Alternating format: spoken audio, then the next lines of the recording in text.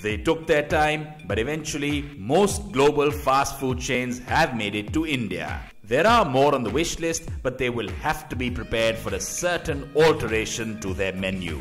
One product that brings all these brands to their knees when they enter India is paneer. And the paneer lobby seems to be infiltrating its way through the food chain. A vegetarian delight, this protein-supplying cheesy result of curdling hot milk has created an identity for itself over the years by giving some famous Indian non-vegetarian delicacies a run for their curry. That is understandable though, as the style of cooking originated in the Indian subcontinent, as did paneer. But here is a list of food that was never originally visioned with it in between or on top, but they just have to include it when they enter India. And why? Well, who better than Seema Arora Nambiar of McDonald's India to answer that? We do know that a large part of our country is vegetarian.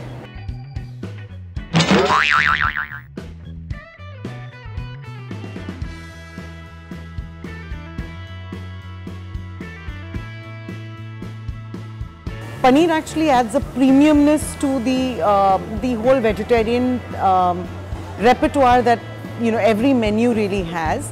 On the other side, from a culinary standpoint, I think it's a fantastic protein to work with. It's actually the non-vegetarian replacement in a lot of meals, and which is why it became critical for our menu to be able to have something to do with paneer, still be global in flavor and taste. Right, but why did a chain like yours that was never started with the intention of serving paneer burgers do so? The original burger was always meat. Right, so I think there are a couple of points. So one, I mean, if I talk about it from a pure marketing standpoint, I think it's very clearly the premium most vegetarian item that you can ever get.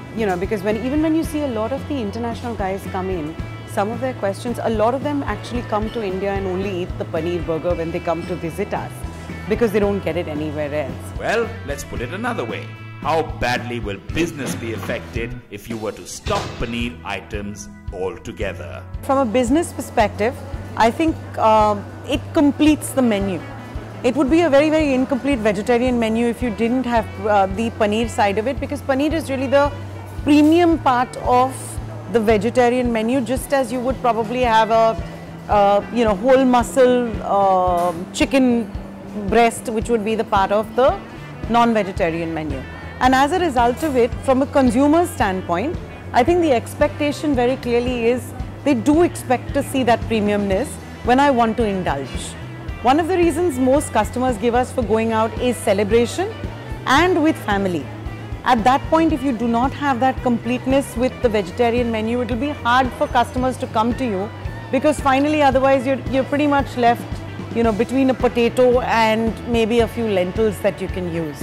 Since it is highly unlikely that paneer will ever be banned, it might be a smart idea to start developing a taste for it if you haven't already, as that may just be all you're left with if the current state of food policing continues.